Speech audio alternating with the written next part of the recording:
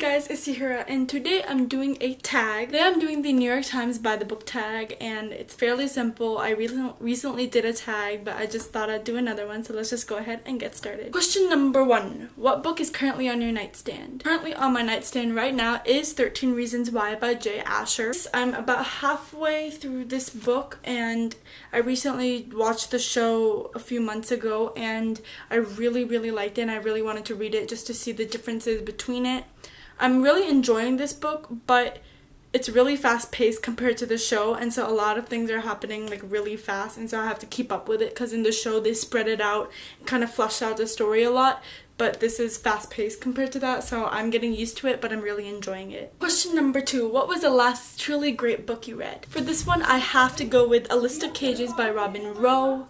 I absolutely love this book. I still think about it like almost every day. I always look at it on my shelf. The cover is so cute. The stars and the story is so heartbreaking but so beautiful, and I love it, and it's rare that I find a book that I'm still thinking about months after I finished it. Question number 3. If you could meet any author, dead or alive, who would it be and what would you want to learn from them? This I have to go with Cassandra Clare because I haven't met her yet, and I really want to. I finished Lord of Shadows and I absolutely loved it, and I'm so excited for all her other books that are coming out, and I would want to learn about how she expands her world so much and how she can bring so many stories from one world, because all her books are set in the same universe, and I really want to know how she does it. Question number 4. What book would you be surprised to find on your bookshelf? I looked and looked, but I could not find anything. Absolutely nothing.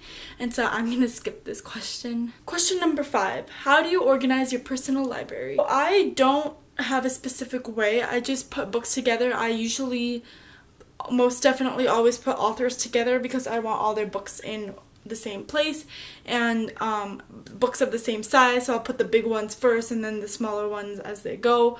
But I don't do anything by genre. I don't do rainbow or anything like that. I think that would be way too hard. Question number 6. What book have you always meant to read but haven't gotten around to yet? For this question, I'm going with The Nightingale by Kristen Hanna. This book is historical fiction, and I've always meant to read it for like a year now, but I haven't gotten around to it. One thing, it's kind of big and it's clunky, and it's just big, and I think I just find it quite intimidating right now, but I hope to get to it soon. Question number 7. What book do you think you were supposed to like but didn't? For this question, I try not to set expectations for myself, but I'm going with The Valiant by Leslie Livingston.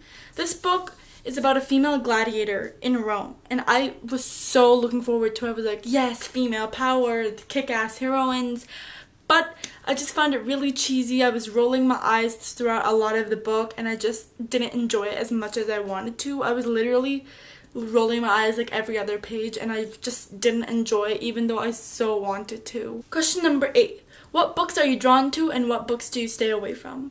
I usually tend to go to fantasy and sometimes contemporary. I love fantasy. I am trying to diversify what I read, but last year, basically all the 120 books I read last year were basically all fantasy. But the books I tend to stay away from are usually romance. I'm not a big, huge fan of romance. I do like a little romance in a book. I think it's great, but a book that's set just about romance, I don't like those, and I don't find myself going to those books. Question number 9. If you could require the president to read any book, what book would he choose? Okay, let's see. A book for Donald Trump. What book would I choose for Donald Trump? LOL, crying tears of sadness and tears of hystericalness now. A book that I would make Donald Trump read is The Hate You Give by Angie Thomas.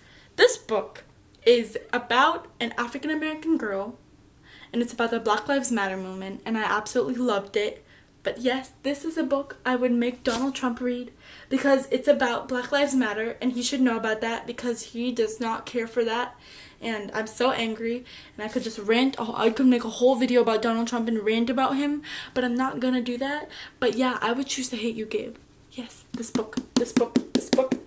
And the 10th question and the final question is, what book are you planning to read next? So the book I'm planning to read next after 13 Reasons Why is Strange the Dreamer by Laini Taylor. Book I have gotten in April, but I'm just getting around to it now. I've heard nothing but good things, and I'm absolutely cannot wait to read it. It's supposed to be magical.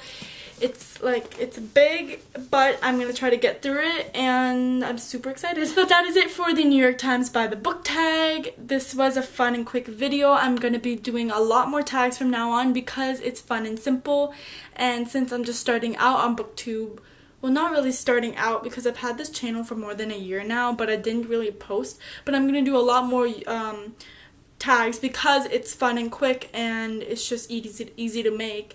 So yeah, and that is it for this video. I hope you enjoyed it, and I'll see you next time. Bye!